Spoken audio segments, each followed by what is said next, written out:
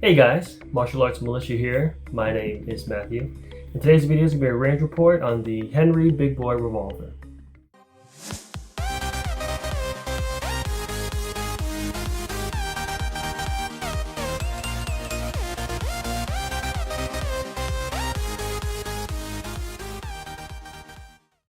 Now the last time I talked about this gun was over 2 years ago. I did the unboxing for it and I was dry firing it, kind of testing it out just to make sure to make the trigger more smooth and ready for a range report. But the reason why I revisited this gun was because Henry just came out with a Deadeye Revolver, which is the exact same thing except it has adjustable sights. So I figured, well, since I already have this one, I might as well test this, see if I like it, and then if I do, of course I would sell this and then get the Deadeye Revolver. But over 2 years ago, as I said, I was dry firing the gun, trying to smooth out the trigger, and in total it was about 3,210 dry fires. It was about 30 per day back two years ago. I would do 10 pulls on the left hand, double action, and then 20 on the right hand, my weak hand, for about 4 months. And the only thing that I noticed, other than the trigger is smoothing out and getting better, is that the hammer screw, this one here, would just back out. It would back out and I'd have to retighten it. It was almost every 225 dry fire pulls with snap caps, of course, I'd have to retighten it again. So something about dry firing this gun with snap caps makes that hammer screw unscrew itself for some reason. So of course, for the range report, I did bring a screwdriver just in case it would unscrew itself, because if it's going to do that with nothing, then obviously it would unscrew itself faster with live ammunition, right? And as I said before, the trigger did smooth out and it was very nice. I wouldn't say like a stock modern Colt King Cobra, that one's still better, but it was like rougher before all those dry fires, so it does smooth out. For the range report, I had 228 rounds of American Eagle 158 soft point. I do have to give a warning here, that was very old ammunition. I guess I forgot about it in the back of my ammo case and it was just sitting there. So I have no idea how old that is, possibly 2 years or more. But since it's old and I already started a new shelf life, I bought more 357, I just figured I might as well shoot these. Get rid of these old ones and then I have my new 357 to go through. As for the range report, here's what the target looks like. So I was doing okay here from about 3 to 5 to 7 yards, and so I thought I would kind of be overconfident and go a little out to 10 yards, but then I started doing this action, upper left, so then I went back to 7 yards, and then it kind of stayed right here where it should have. So I was doing all right, but clearly, a 357 I hadn't shot in a long time. Obviously I've been shooting a lot of 9, so that's what I was used to. Took a little bit, but eventually I got used to the 357 pressure. It wasn't that bad. It's no problem at all. It did very well in DA, double action trigger, but eventually I got tired because it's a heavy gun. It's a very heavy gun, so it didn't take long for me to get tired. Of course, I went into single action. I did have the last 6 shots. The last 6 shots I put on the head. And it was here, right here. Aiming for this red X here. They're right here. 1, 2, 3, 4, 5, 6. That was at 7 yards. And again, just to say, that's a very small X, okay? give me some credit here. That's a very small X. But that's where those last bullets went for the last 6 shots. I thought that the gun was fine. It shot fine. It was durable. It didn't have any malfunctions, nothing like that. I will say it's a little bit heavy. And I'll also say that it's a little bit big for somebody with little girl hands like I do, So in 357, it's a big pressure. I have to readjust my hand because it's too big. Or readjust my hand because the gun's too big. Now, as always, I always bring a second gun, as my master would say, because, you never know if the first one just malfunctions while you're testing. And my sergeant would say that too, shit happens. So I did bring the Colt Trooper, just in case to fire any rounds that didn't go off. And I would say this one does fit better in the hand, I feel like this is not gonna, I have to readjust after every shot. I don't think what happened with this. And it's not as heavy as the Big Boy Revolver either, even though, they're pretty similar to each other. So, well, I guess mostly I would say too, if you look at it, the grips. I think this one's bigger, that's why it fits better for me. This one's a little bit smaller. Now, after about, going through 200 rounds, obviously the gun got very hot, so I had to put on my gloves. But I didn't notice the difference when I had the gloves on, like it wasn't interfering with the trigger or anything like that. I know it can if the trigger guard's not big enough, but I mean, this is, and I have small hands, but for me, it didn't seem to be a problem. Now, for this range report, I also did use speed loaders. So speed loaders is kind of what revolver people have to do to reload their gun.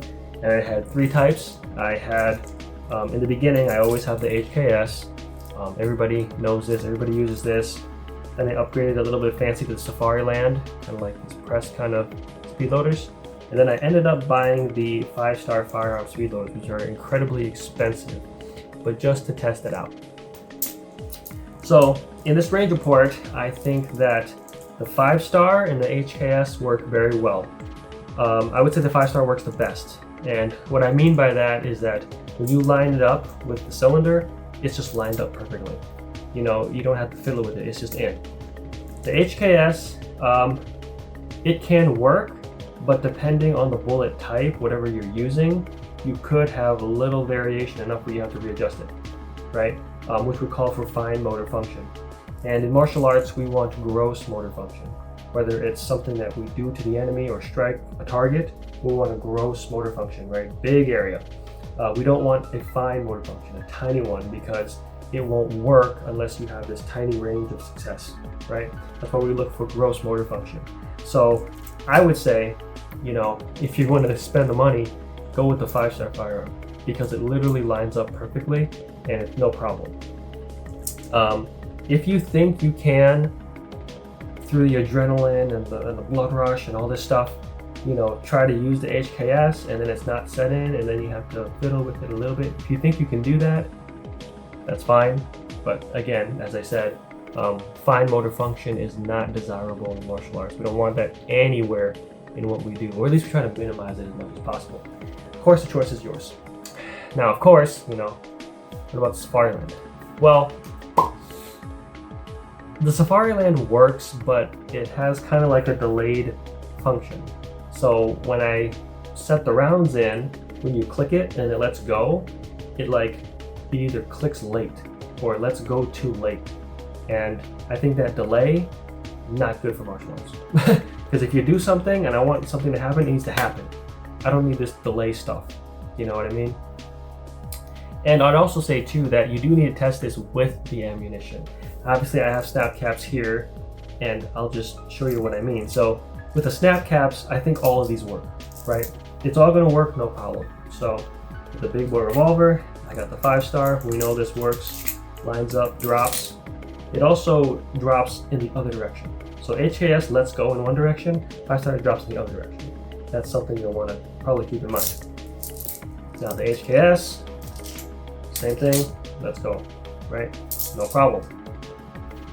And with the Safariland, I'd like to demonstrate to you. So I'm using my 38 special snap caps, but I mean the result is basically generally the same.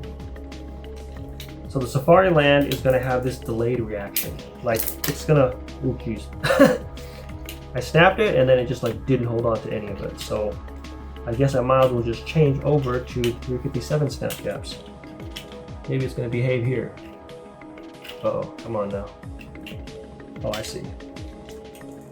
It just didn't catch it, any of them, that's why. Okay, I think it's caught. Anyways, as I was saying, you line it up and then you push on the outside edge. It's supposed to let go. So it either doesn't or it has this delayed thing. So that's garbage. That's why I would say the Safariland is no good at all. Now to demonstrate what I mean, and I have to use live ammunition, but don't worry, I'm somewhat of a professional, okay? So we'll do the 5-star here, it's gonna be no problem. So this is 158 American Eagle semi-jocketed hollow point. Okay, looks like that. So anyways, right, it's gonna line up perfectly when you reload. Bam, done. Okay. Now, with the HKS, which you saw was no problem with the snap cap, it's going to have a problem here. Some kind of variation, just a tiny little bit, is enough where it's not going to line up. And you could take the risk of trying to release the rounds prematurely, and you might catch them all. That's okay, but once again, fine motor function, not advised. So here, if I try to put in the HKS, you have to line it up. You see how I'm kind of like, before that, if you're, gosh dang. That, and also like it just doesn't want to line up with the damn holes. Ugh, finally. So it's gonna like tilt one way or the other, right? And you're going back and forth. It's not gonna line up. It's in the middle. So from here to here, it's in the middle. Somewhere here, you catch it and you press in, then you'll get it. So ask yourself, do you want to deal with that while you're fighting an enemy combatant, while you're being shot at, right? That's something you need to ask yourself. With the 5-star firearms you saw, I didn't have to do anything. It's just in and it's done, right? That's what you want in combat. So, of course, the big con is that this is insanely more expensive than this. So, I mean, it's up to you, I guess. But if it was me and I was using 357, which I'm using mostly 9 and 380 now, I would just invest in the 5-star personally. If I was gonna carry 357 more often, but since I don't, it's not that big of a deal. But if you're going to be a revolver man or a revolver girl, then I would go with the 5-star because that's going to have little to no issue. Now the hammer screw. As I mentioned, with the snap caps, about 3,000 dry fires, you had to retighten that hammer screw every single time. After firing all rounds, I tried to retighten the hammer screw. It didn't need to be retightened. So I don't know what it is about this gun, but if you fire live ammunition, this example only, the hammer screw does not untighten. But if you dry fire with snap caps after 200 dry fires, it seems to untighten. I don't know why. So of course, the real test is to go home, put in the snap caps, and fire 200 again, dry fires with snap caps. That's exactly what I did. And what did I discover? It had to be retightened. So I don't know if it's just mine or the entire line, but the Henry Big Boy revolver with this example, if you shoot live ammo, you don't need to retighten the hammer screw. If you're going to dry fire with snap caps, you got to retighten it after 200 dry fires. I don't know why, and I have no idea. Now, as far as the rounds, as I mentioned, there was 228 rounds of old ass ammunition. Only 209 rounds fired. 19 of them were duds. They wouldn't fire no matter what. So of course, as I said, I bring the Colt Trooper. So Colt and Smith & Wesson, you've seen in other range reports, if a gun like the Charter Undercover fails to fire something, I'll try a Colt or a Smith. They're typically higher quality, higher value. They're gonna make the bullet go off. And if it doesn't, then we know it's the bullet, not the gun. Okay, so in this case, I put all 19 rounds in here, tried to fire them, none of them went off. So that tells me that that is a fault of the old ammunition and not of the Colt Trooper, and of course not the fault of the Big Boy revolver. So with that information, I have to say that this gun basically fired all ammunition, no problem, no malfunction. Unless you have old ass ammunition, and that's my fault. Now, I have no concerns about durability or reliability. You know, I mean, it went through 209 rounds, 357, 158 grain. No problem. You know, it's a very heavy gun. Recoil's not that bad. After a couple shots, you pretty much get used to it. It's fine. It's not a big deal. I think, again, if you have a very big hands, because they have this model, but then they also have one where it's a rounded grip, which is more for like concealed carry, which I would assume would be smaller. If you have small hands like I do, it's not the end of the world, but every shot, okay, every shot, you're gonna have to readjust the hand, okay? I can already tell with the Colt Trooper, and I'll probably shoot this next, you know, because of my purchase on the gun, after a shot, I'm going to be able to just re-aim and shoot, right? Rather than shoot, readjust, and then re-aim and shoot, right? I skip a whole step. If you have big bear paws, big man hands, I think this is no problem. But if you have little hands like I do, then I think you have to readjust after every shot. And again, if you got this for fun, then it's no problem. But if you can get this for fighting, then it's kind of a little bit of a problem, right? So that's all I got to say about the Henry Big Boy Revolver. Am I going to sell this and get the Deadeye? Honestly, not yet. And I'm not sure, but I probably will sell it. I just want to see if the Colt Trooper pretty much does everything that I wanted, then why do I need this? I would sell this. So I'm going to test the Colt Trooper next. I think the next range report is going to be the PX4 Storm. I know it completely failed with 9mm 115 grain. I already bought the 124 grain, about 1,000 rounds of it. I'll probably shoot 250 and see if it does any better. And then if so, then I can actually have an opinion about it. Otherwise, that's all I got to say for this video. Please like, comment, subscribe, and I'll roll the range footage here for you guys. So have a good day, okay? Bye now.